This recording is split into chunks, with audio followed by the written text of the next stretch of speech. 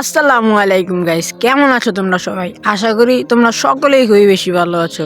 আজকের ভিডিওর টপিক কি তোমরা অলরেডি বুঝতেই পারছো, আর না বুঝে থাকলে কোনো সমস্যা নাই, ফুল ভিডিওটা দেখো, অবশ্যই বুঝতে পারবা।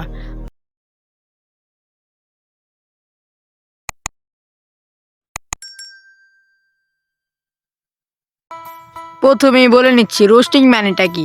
রোস্টিং মানে হচ্ছে ভাইরাল কোনো কিছু বা ট্রেন্ডে থাকা কোনো কিছু হাস্যকর উপায়ে জনগণের সামনে বা অডিয়েন্সের সামনে উপস্থাপন করাকে রোস্টিং বলে। আর আমগো বাংলাদেশে এটা পুরোটাই উল্টো। আমাদের বাংলাদেশে রোস্টিং মানে হচ্ছে গালি, গালি দিলেই তুমি রোস্টার।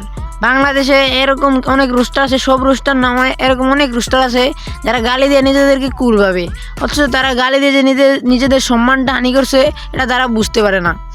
আর বাংলাদেশে অধিকাংশ রোস্টাররাই আমি দেখতেছি এক একজনের পিছিয়ে পড়ে আসে, মানে তারা কন্ট্রোভার্সি সৃষ্টি করতে চায়।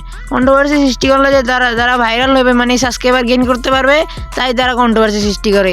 অথচ রোস্টারদের কাছে হচ্ছে কন্ট্রোভার্সি থামানো, কারো দোষ হলে এটা হাস্যকর উপায়ে উপস্থাপন করা। আমাদের বাংলাদেশ হাস্যকর উপায়ে তো উপস্থাপন করেই না, বরং তার পুরো ফ্যামিলিকে ভিডিওর মাঝখানে নিয়ে আসে। আচ্ছা ভাই, গালি ছাড়া তো ভিডিও বানানো যায়? গালি দাও, ঠিক আছে, লিমিট মতো গালি দাও, তোমরা লিমিট ক্রস করে গালি দাও। আচ্ছা ভাই, তোমরা একটা কথা বলো তো, তোমাদের সাবস্ক্রাইবার বেশি দিয়ে তোমরা এমন করতেছো? তাহলে তো তোমরা এমন করবা না, কারণ গালি ছাড়াও ভিডিও বানানো যায়। অনেক মানুষ, অনেক রোস্টার আছে যারা গালি ছাড়া ভিডিও বানায়। তোমরা কি গালি দিলে নিজেদেরকে কুল মনে করো? তোমাদের কাছ থেকে অডিয়েন্স কি শিখতেছে? তুমি তো আর সারা জীবন ইউটিউবে থাকবে না, একদিন চলে যাবা। অডিয়েন্স তোমার মনে করবো, অডিয়েন্স কি তোমার মনে করবো তুমি গালি দিয়ে ভিডিও বানাইতে, এই রোস্টারটা গালি দিয়ে ভিডিও বানাইছে, এই খারাপ রোস্টার, এরকম মনে করবো? ভাই এখনও তোমরা আসো, ইউটিউবে অনলাইনে আসো, তোমরা ভালো হয়ে যাও, গালি ছাড়া ভিডিও বানাও, আর অডিয়েন্সরাও তোমাদেরকে অনেক পছন্দ করবে। তো ভাই, কোনো যদি ভুলে থাকে ক্ষমার দৃষ্টিতে দেখবেন।